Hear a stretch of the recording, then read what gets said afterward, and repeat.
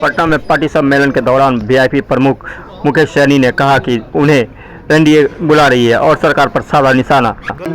और आपने देखा पिछले बार हमने राष्ट्रीय कार्यकारिणी का जब हमारा बैठक हुआ था, हमने अपने पार्टी के लिए एजेंडा सेट किया। जो बिहार में आके जेपी नड्डा साहब ने कहा कि देश की जितनी भी क्षेत्रीय पार्टी है उसको हम खत्म करेंगे, मैं बनाते तो उसी तरीके से हमने बनाया है। हो या ज़्यादा हो उससे कोई फर्क नहीं पड़ेगा, हम मजबूती से महागठबंधन लड़ाई लड़ेंगे।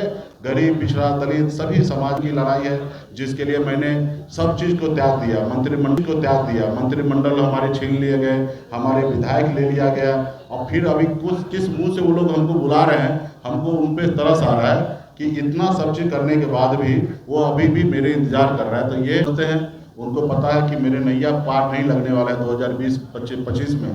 ये नैया को अगर कोई पार लगा सकता तो सरफ मल्ला ही पार लगा सकते, तो इसलिए वो लोग हमारी इंतजार कर रहा है। मैं वहाँ पे जाने वाला नहीं हूँ। और दूसरा उनका एक और परसेप्शन है कि अपने गठबंधन के सहयोगी को सीट नहीं देना, खास करके चिराग पासवान जी को, मांझी जी को, उपेंद्र जी को, ताकि उनको ये हमेशा बताते रहेंगे कि सहनी जी हमारे साथ आ रहे हैं, इसलिए थोड़ा कम सीट में आप एडजस्टमेंट कर लीजिए।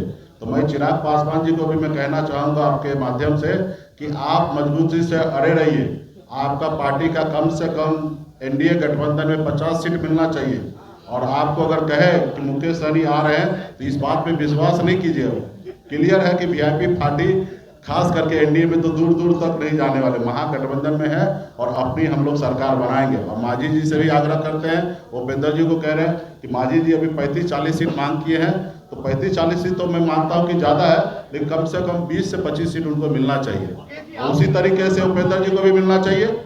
और हम लोगों के पास कोई दिक्कत नहीं है, हम लोग मजबूती से लड़ेंगे। नेशनल हेराल्ड मारने की कार्रवाई पर पटना से चिराग पासवान ने कहा कि यह कार्रवाई को प्रभावित करने के लिए किया जा रहा है प्रदर्शन कि कोई भी हो, संविधान से बड़ा कोई नहीं है। तमाम जांच का विषय है, अगर इसमें कोई दोषी है तो ज़रूर कार्रवाई होगी।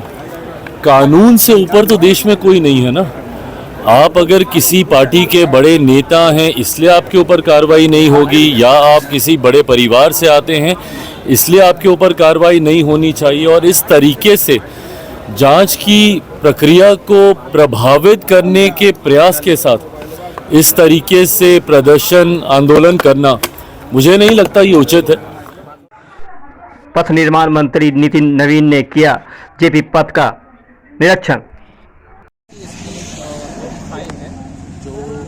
ब्रिज मेंटेनेंस के बारे में भी बताता है, तो वो सारे सेफ्टी मेजर्स जो है लेने के लिए हमने कहा है, और डिज़ाइन पैरामीटर्स भी जो है कम्प्लीटली फॉलो होने के लिए बताया है। Thank you. बिहार का एक बड़ा स्थान बनाया और देश भर के एनएचआई से लेकर अलग अलग एजेंसियां, अलग अलग संस्थाएं, अलग अलग राज्य ने उसको एडप्ट किया है। अब बिहार की ब्रिज मेंटेनेंस पॉलिसी भी नाजीर बनेगी और आने वाले समय में दूसरे राज्यों को फॉलो करने का एक बड़ा कॉन्फिडेंस मिलेगा। और उसी में हम लोग अपने ब्रिज का पूरा हेल्थ इंडेक्स से लेकर ब्रिज का रिपोर्ट कार्ड, ब्रिज में समय समय पर क्या मेंटेनेंस करनी चाहिए, ये सब चीज़ों का निर्णय करेंगे। और हाल मामले पर ईडी की कार्रवाई पर लोगों ने किया जेपी गोलंबर पथ पर प्रदर्शन। पटना के सड़कों पर लोग प्रदर्शन करते हुए दिखे। नहीं चलेगी।